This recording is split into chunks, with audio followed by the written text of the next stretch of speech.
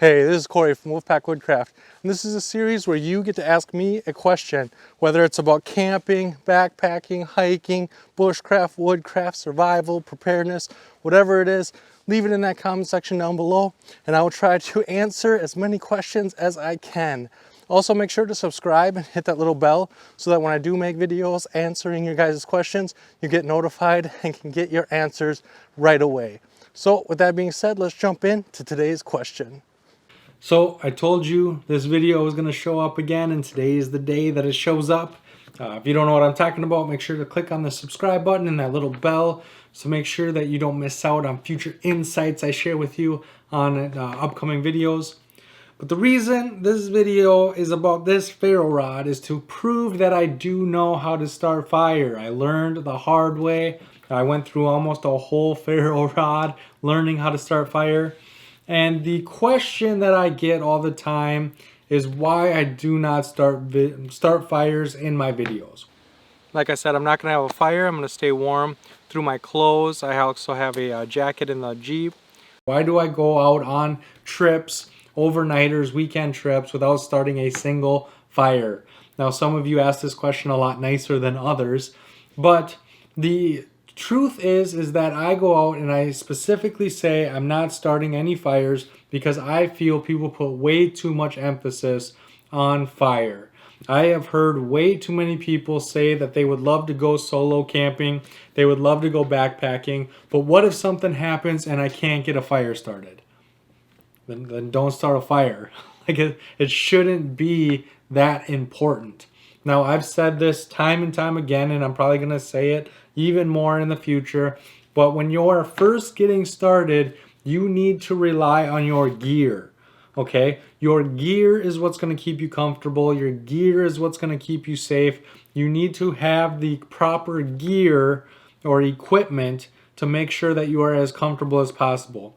Once you are as comfortable as possible, once you have the gear to make sure that you are safe and comfortable, that is when you transition over to skills. Okay, that's when you spend the time to learn how to use a ferro rod. Even if it takes a whole ferro rod to learn, you transition into it, okay? And then once you have the skill, then maybe you can leave some of that stuff at home. And definitely you don't need to rely so heavily on some of your gear. You're able to rely on your skills, and so if your stove breaks, it's not a deal ender. You don't have to pack up and go home. You can start fire and use a fire to cook instead. If your water filter breaks, you don't have to pack up and go home. You can rely on your fire to boil water instead. You understand? And so you start off with the right equipment and gear to keep you as comfortable as possible. Once you are comfortable, then you learn the skills to make sure that you're comfortable no matter what. Okay? And fire starting is one of those things that is not gear related. You don't need gear to start fire. You should never rely on fire. What if it is actively downpouring? What if you are in the middle of a thunderstorm? Okay, you're not going to want to start a fire. You're not going to want to fly a tarp and do everything it takes to start a fire. You're going to want to set up a tent, hop in your sleeping bag, and maybe sleep it off, right? So you don't need fire, especially when you're first getting started, and you shouldn't rely on fire because you're never guaranteed fire. I live in the middle of a prairie, meaning that there is nothing to burn, okay? When I head up north and I'm in the middle of the woods, yeah, starting fire is easy because I've practiced and put in the time. But where I'm at right now, if I go to local campgrounds, if I go to local state parks, it's flat prairie grass. There's nothing that's going to burn for a significant amount of time. And so I have to learn how to accomplish everything I need to accomplish without a fire. And you might find yourself in the same situation where there's nothing to burn. You're not allowed to burn. Maybe you're in a burn ban because it's too hot and dry outside. And so you're not allowed to have a fire. You still need to be able to function regardless of a fire or not. You should still be able to go solo camping with or without a fire. You should be able to go backpacking with or without a fire. And so let's go over what a fire does and how you can accomplish the exact same thing without having to start a fire at all. So the things that I think of when I think of needing a fire, I think of warmth, I think of keeping it dry, the fire helps dry you off.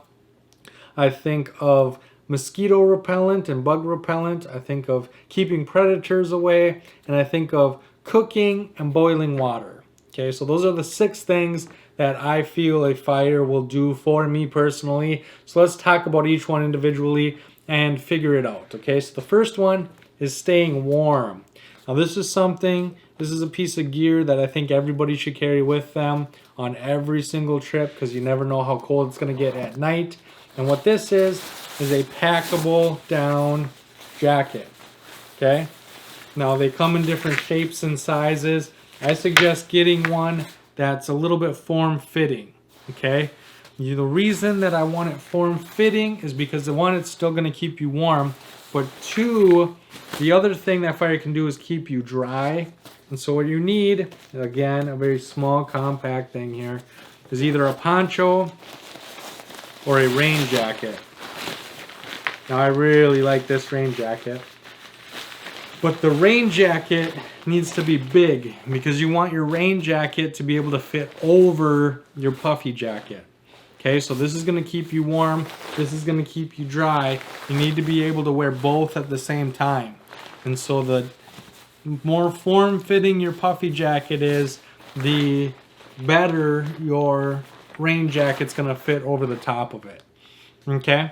And so keep that in mind. There's ways you can bring a poncho, you can bring a tarp, you can jump in your sleeping bag, you can bring sweatshirt, you don't need a down jacket.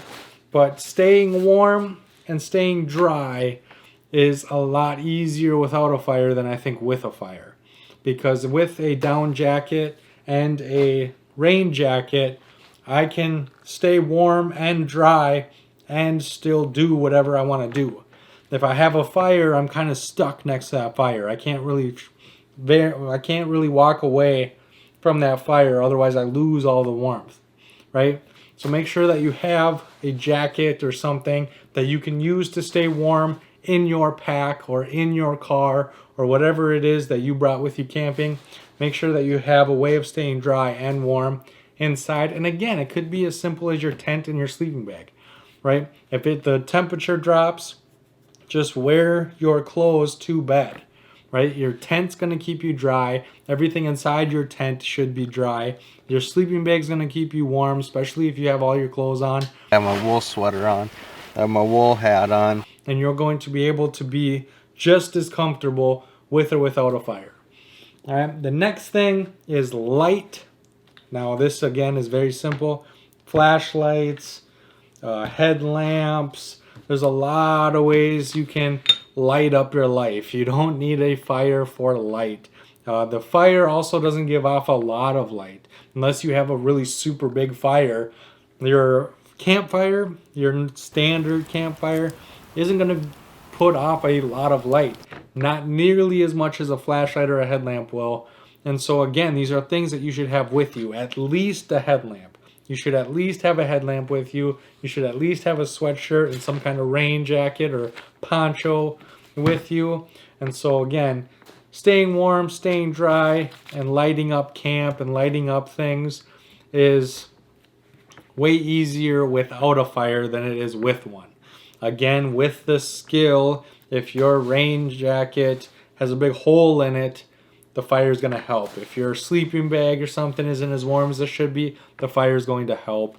If your batteries run out on your headlamp, the fire is going to help. I'm not saying that you should just eliminate fire from your life forever, but there is workarounds, especially when you're first getting started.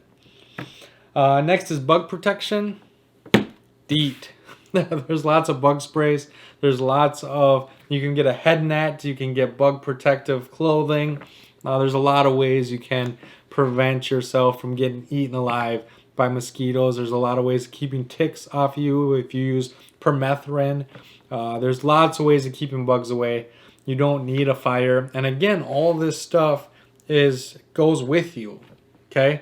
And so if you're on your way back to your vehicle to go home, right? If you are relying on a fire, you're stuck at the fire. If you are relying on all of this stuff, you can use all of this stuff and still get to your truck. You're not stuck in one location. Next, well, let's stay on light. There's the Lucy light, and so you can light up a large area. You can light up your whole camp. There's candles that you can use for light, and then the candle can also be used as warmth, and so mixed with your sleeping bag and tent, the candle can help warm up the inside of your tent as well. It can give off a little bit of heat, and so these are all things to keep in mind. Water and cooking, you can easily carry a filter. Here I have a Sawyer Squeeze, a Sawyer Mini with the larger top on it, a squeeze bag so that I can squeeze filtered water into my cook pot, into my canteen, into different things. If you're worried about viruses and you want a heavier duty filter compared to this, the Berkey water bottles are really nice. They have a much heavier duty filter inside of them that filter out a lot more than the Sawyer does.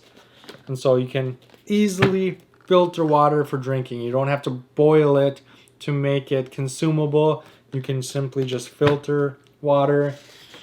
Cooking, you should have meals that you can cook in your nesting cups. And so depending on what you brought, you have a canteen or a water bottle, you have nesting cups to cook in. You should be able to cook with a canister stove, with an alcohol burner, with whatever stove you carry. You should be able to cook without fire. Because again, what if it's raining? What if there's a fire ban? What if there's nothing to burn? What if there's lots of scenarios where you can't start fire? And then the last one is predators. Now, when it comes to predators, a lot of them are more scared of you than you are them. And so carrying a radio, something that makes noise, is going to chase all of them away. It's going to chase everything away. You're not going to see any wildlife except for maybe squirrels and birds if you have a radio with you. If you follow your local laws and your local and federal firearm laws, you can bring a firearm with you. That brings a lot of ease and tension off of critters and animals that may be scary or frightening to you. But a radio or a Bluetooth speaker is usually enough to just keep them far, far away. And so again, there's a lot of things that you can carry. There's a lot of things you can bring with you. Even if you just use your phone, right? You play music on your phone, that should be enough to scare away most of the animals in the area. And so you don't need fire. If you have the kit, if you have the gear, you should be able to comfortably solo camp, comfortably backpack. You should be able to enjoy yourself with or without a fire. And I just want to show how easy it can be to do so. Fire is important if you don't have any of this stuff. If you don't have any of this, yes, fire can save your life. But if you plan, prepare, and make sure that you have what you need to be comfortable, you don't need fire usually at all. I usually do not need fire in order to be as comfortable as possible. A fire is just an added bonus. It's just the cherry on the top. It's not something that I actually need, and that's why it's not something that I typically put in my videos. Even though I do have videos on how to start fire, which is right here. I will show you how to start fire with natural materials, and I can't wait to see you on my next video.